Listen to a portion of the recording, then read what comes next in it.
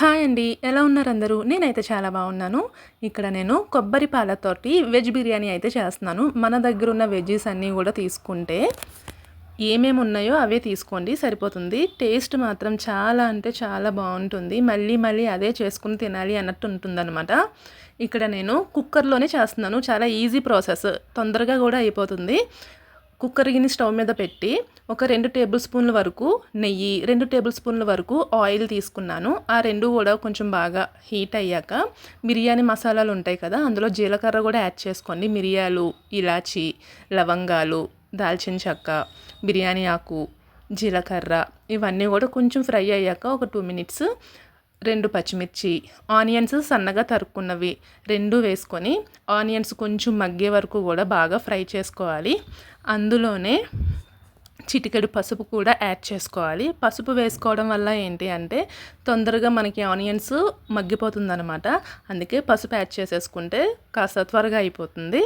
పసుపు కూడా యాడ్ చేసుకొని ఒక 2 నిమిషాల పాటు బాగా కలుపుకొని దాన్ని కుక్ చేసుకోండి. కుక్ అయ్యాక ఇప్పుడు అల్లం వెల్లుల్లి పేస్ట్ ఉంటుంది కదా, ఆ అల్లం వెల్లుల్లి పేస్ట్ కూడా వేసేసుకోవాలి. ఒక టేబుల్ స్పూన్ వరకు. మీరు మసాలా కొంచెం ఘాటుగా తింటాను అంటే కొంచెం ఎక్కువే వేసుకోవచ్చు. సో కొంచెం అయితే సరిపోతుంది. ఆ కొంచెం కూడా వేసుకొని అల్లం వెల్లుల్లి పేస్ట్ పచ్చివాసన పోయే వరకు కూడా బాగా ఫ్రై చేసుకోవాలి.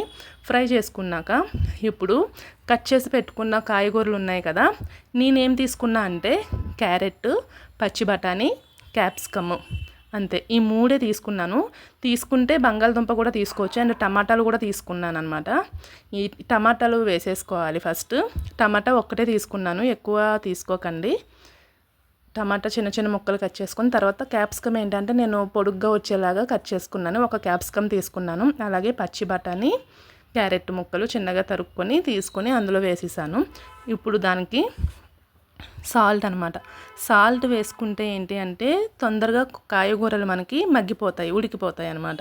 అందుకే టేస్ట్కి సరిపడా సాల్ట్ అప్పుడే వేసేసుకోండి. వేసేసి కొంచెం మొత్తం కలిసేలాగా కింద పైన కూడా బాగా కలుపుకోవాలి. కలుపుకున్నాక మూత పెట్టేసి ఒక 5 to 10 మినిట్స్ దాన్ని మగ్గనిచ్చుకోవాలన్నమాట. ఇది మగ్గేలోపు మనం కొబ్బరి ఉంటుంది కదా, కొబ్బరి ముక్కలు చిన్న చిన్నగా కట్ చేసుకొని బాగా ఒకసారి వాష్ చేసుకున్నాక మిక్సీ జార్లోని వాటర్ ఎక్కువ వద్దు, ఎంత చిక్కగా ఉంటే అంత కమ్మగా ఉంటుంది మన ఈ కొబ్బరి రైస్. సూపర్ అంటే సూపర్ ఉంటుంది. ఇక్కడ నేను బిర్యానీ మసాలా కూడా యాడ్ చేసేసాను సాల్ట్ వేసి. సో మొత్తం అంతా కలిపేసి మూత పెట్టుకొని మగ్గనిచ్చుకోవాలన్నమాట. అయితే కొబ్బరి ముక్కలు మిక్సీలో వేసేసి కొంచెం చిన్న గ్లాస్కి కొంచెం తగ్గించి వాటర్ పోసుకొని మిక్సీ పట్టుకొని ఆ కొబ్బరి పాలన్నీ కూడా వడకట్టుకొని గట్టిగా స్క్వీజ్ చేసేసి పక్కన పెట్టుకోవాలి.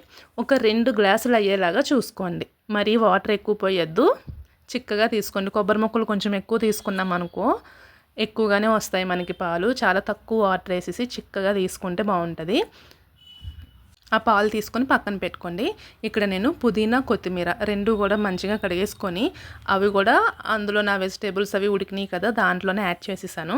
యాడ్ చేసేసాక ముందుగా మనం నానబెట్టుకున్న బియ్యం ఉంటుంది కదా, జస్ట్ కడిగేసి పక్కన పెట్టుకోండి. వాటర్ ఏం పోయిన అవసరం లేదు. కడిగేసి పక్కన పెట్టుకున్న బియ్యం కూడా దాంట్లోని యాడ్ చేసేయాలన్నమాట.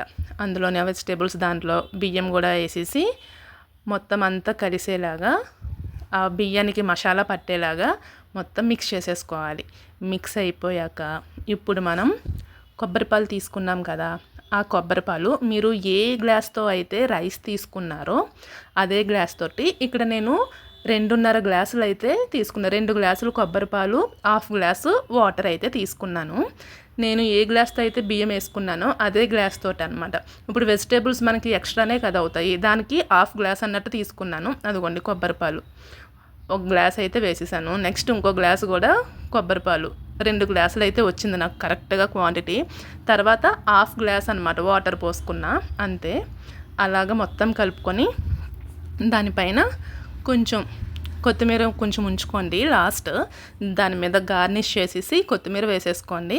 వేసేసుకుని ఒక్కసారి అటు ఇటు కలిపేసి కుక్కర్ విజిల్స్ ఉంటాయి కదా, కుక్కర్ మూత పెట్టేయండి. కుక్కర్ పెట్టినప్పుడు రబ్బర్ కొంచెం బాగా కొంచెం నీట్గా క్లీన్ చేసి అప్పుడు పెట్టండి, లేకపోతే అది వేరేలా ఉంటుంది సిచ్యువేషన్. ఒకసారి ఎక్స్పీరియన్స్ అయ్యింది కాబట్టి చాలా జాగ్రత్తగా చేస్తున్నాను నేను కుక్కర్లో చేసినప్పుడు. కుక్కర్ మూత అయితే పెట్టేసుకోవాలి. కుక్కర్ మూత పెట్టేసుకున్నాక కరెక్ట్గా 3 విజిల్స్ వస్తే చాలు. అంతకన్నా ఎక్కువ అనుకోండి అన్నము చిమిడిపోయినట్టు అయిపోతుంది, మెత్తగా బాగోదు. 3 అయితే సరిపోతుంది కరెక్ట్గాన. కుక్కర్ చల్లగా అయ్యాక ఓపెన్ చేసి చూడండి. ఇక్కడ నేను ఓపెన్ చేయగానే ఆవిర్లు అనమాట, వేడిగా ఆవిర్లు. అప్పుడే నాకు తినే బుద్ధి అయింది అసలు. చూడండి ఎంత బాగా వచ్చింది అంటే టేస్ట్ నిజంగా సూపర్ ఉంది. ఖచ్చితంగా ట్రై చేసేసేయండి. కర్రీస్ ఏం లేకపోయినా అన్నీ వెజ్జెస్ వేసుకున్నాం కదా ఇందులో, ఉత్తిగా కూడా తినేసేయచ్చు. మా పాపకి లంచ్కి ఇదే పెట్టాను. ఆ రోజు ఈవినింగ్కి కూడా పాపం వచ్చి అడిగింది, కానీ అప్పటికే అయిపోయింది, తినేసాం మేమంతా. సూపర్ ఉంది టేస్ట్ మాత్రం. వీడియో నచ్చితే లైక్ చేయండి ప్లీజ్ అండి, అలా చూసి వెళ్ళిపోకండి. ఒక్క లైక్ చేసి మన ఛానల్ని సబ్స్క్రైబ్ చేసుకోండి.